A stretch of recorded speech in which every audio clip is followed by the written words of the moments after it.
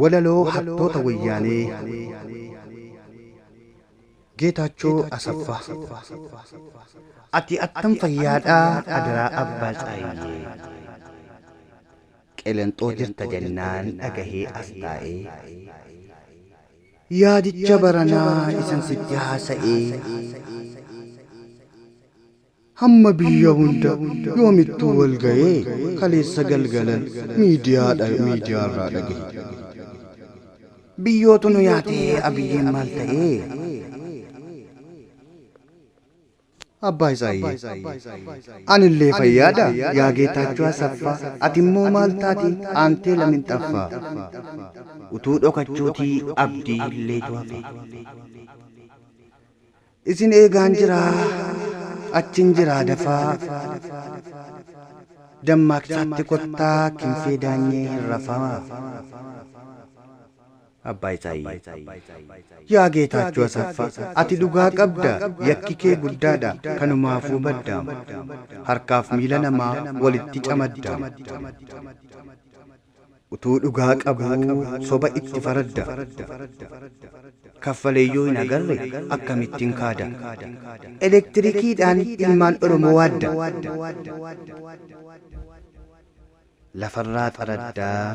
nadhii gammadaayyuu ganaatu barbaadda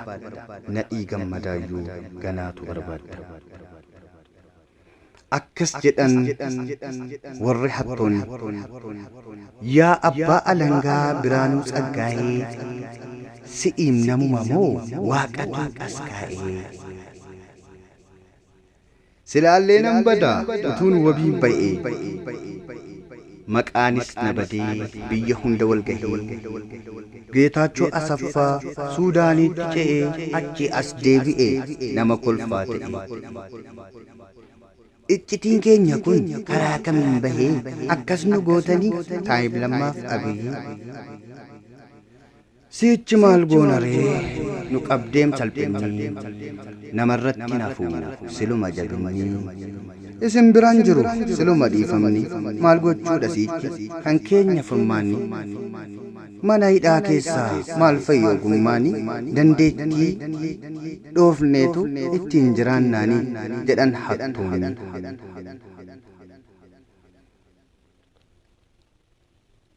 Dr. Abiy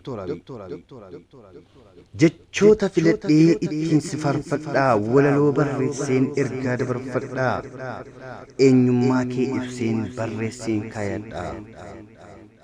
hojii kee ibseetan waa'ee kee hubadhaa Dr. Abiy Ahmad baay'een si jaalladhaa situ wayyaanee awwaalee qotee gadi fageessee godaannisa waggaa dheeraa lammii boqochiisee kufaatii biyyattii utubee ol kaasee ibidda shiraaf shiraa situ tooftaan dhaamse gammachuu kootu dabalaa yeroon si faarse seenaa aduwaadhaa kan waggaa hedduu duraa hojii boonsaa hojjetteen haaromsitee ammarra lammiin sii gammadee bahee geerareera hunduu siin boonee baga goote daaraa galatoomaa jedhaa sagalee wajjin kan itti hojjetan ture waan Neeymaariin jedhama.